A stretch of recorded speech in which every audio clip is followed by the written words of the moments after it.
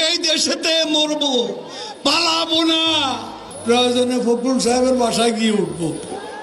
এই দেশেতে মরবো, future tense 1, I will die in this country. আমি এই দেশেতে মরবো, পালাবো না। পালাবো না। আই উইল নট, পালানো হচ্ছে flee, so I will not flee, পালাবো না। প্রয়োজনে ফখরুল সাহেবের বাসায় গিয়ে উঠবো। প্রয়োজনে ফখরুল সাহেবের বাসায় গিয়ে উঠবো। প্রয়োজনে, এটার ইংলিশ হচ্ছে ইফ নেসেসারি, ফখরুল সাহেবের বাসায় গিয়ে উঠবো। I will go to mister Fakhrul's house. By the way, আপনি কি এটা ভালো করে দেখছেন যিনি আসলেই ফখরুল সাহেবের বাসায় গিয়ে উঠছে কিনা? এটা কিন্তু চেক করা উচিত। সঠিক বলেছেন। 10 দফা নয়, এবার 1 দফা। শেখ হাসিনাকে কবরস্থানে পাঠাতে হবে, এই 1 দফা।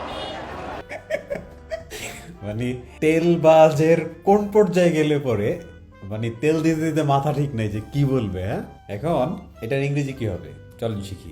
আর 10 দফা নয়, আর 10 দফা নয়, নো মোর 10 ডিমান্ডস। আর 10 দফা নয়, এবার 1 দফা। এবার 1 দফা। This time it's 1 demand. এবার 1 দফা। শেখ হাসিনাকে কবরস্থানে পাঠাতে হবে। শেখ হাসিনাকে কবরস্থানে পাঠাতে হবে। Sheikh Hasina must be sent to the graveyard. এই 1 দফা। এই 1 দফা। This is 1 demand.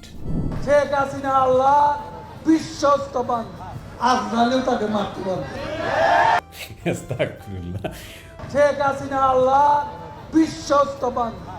Sheikh Hasina আল্লাহর বিশ্বস্ত বান্দা। Sheikh Hasina is Allah's trustworthy servant. পরের কথাটা কি বলছে? আজরাইলও তাকে মারতে পারবে। আজরাইলও তাকে মারতে পারবে না। ইভেন আজরাইল ক্যানট কিল হার। আমি গ্রামের ভিতরে দেখছি বিউটি পার্লার ছড়িয়ে পড়েছে। এর জন্ম দিয়েছে বঙ্গবন্ধুর কন্যা শেখ উনি এমন কোন তোষামতি নাই যে সে রাখেনি, এই জন্যই বছরের পর বছর উনি সাধারণ সম্পাদক ছিল। আমি গ্রামের ভিতরে দেখছি বিউটি পার্লার ছড়িয়ে পড়েছে।